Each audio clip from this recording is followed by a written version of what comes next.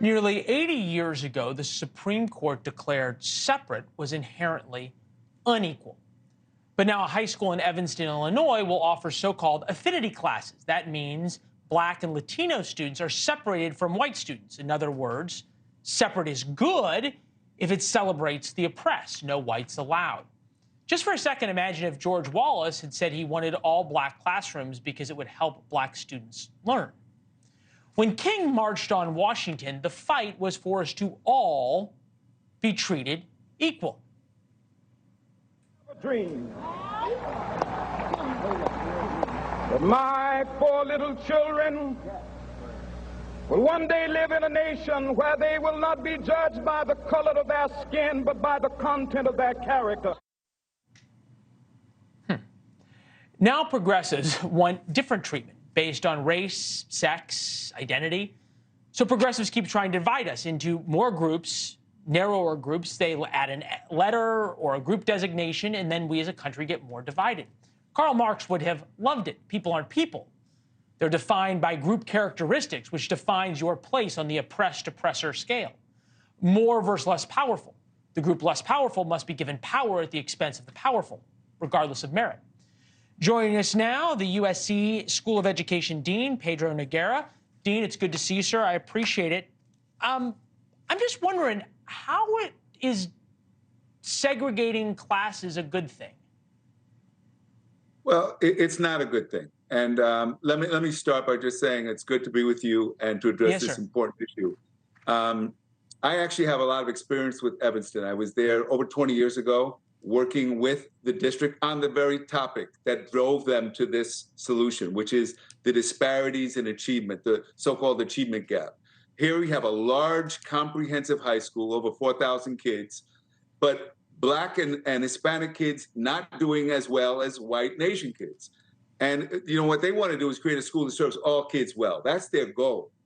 The strategy they've seized upon is, I think, a flawed strategy. When I visited the school several years ago, I asked them, can I talk to a group of high-achieving Black students? Because I'd like to learn about their experience at the school. So they arranged for that. And I asked them about their experiences. Then I said, what's your favorite class? And they all said it was calculus. I said, really? Calculus? I said, why calculus? Turned out they all had the same teacher. And they described a teacher who was passionate about teaching, who was good at building relationships, and who was so good at teaching math that every one of them was going to go off and major in a math or science-related field in college. So I went and visited the class.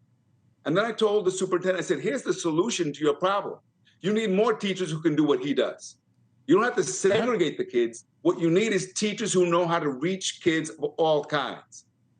What they've done is instead of focusing on the teachers, they're focusing on the kids, not realizing that when you separate kids like this, you also reinforce stigma, which is the opposite of what you're trying to do. It almost seems as though that's what sort of the point of all this is. This is a Wall Street Journal quote from Dena Luna, Black Student Achievement Initiatives with the Minnesota Public Schools. A lot of times within our education system, Black students are expected to conform to a white standard. In our spaces, you don't have to shed 1 ounce of yourself because everything about our space is rooted in Blackness. I just am still trying to figure out how that isn't, by definition, racism. How is it good to tell kids that they're defined not by their achievements, not by their love of calculus, not by being good people, but by the color of their skin? So I wouldn't call this racism necessarily. What I would say it's a flawed strategy. It's a strategy that's not going to work because it doesn't really address the root of the problem. So if it does, look, I'm not going to argue with you. Why do these schools, and this isn't just in Evanston. I went to school in Evanston at Northwestern. It's like a commune there almost, in terms of the politics of the town. But why do these schools that say they so care about these African-American kids and their achievement, why do they embrace strategies that someone as esteemed and as studied in this sector of education as you are? Why would they embrace this and continue to embrace it? Because I think race confuses people. I think when we see a racial problem, we think there's a racial solution to that problem. And in fact, what the solution is getting kids to feel a sense of belonging so that they feel welcomed at the school. It's about improving the relationships between teachers and students so that teachers are more effective at reaching all kinds of kids. You know, in many schools, the kids who do best are the kids who come from the wealthiest families because those families have more to give those kids. What we want is schools that serve all kinds of kids well, including in Evanston. And Evanston has the resources where it should be able to happen. Hey, Dean, I got to tell you, this was a fascinating conversation. It takes a lot of moral courage to call things as they are, to call balls and strikes. You do that. We appreciate it. We're going to have you back, sir. This is an important topic.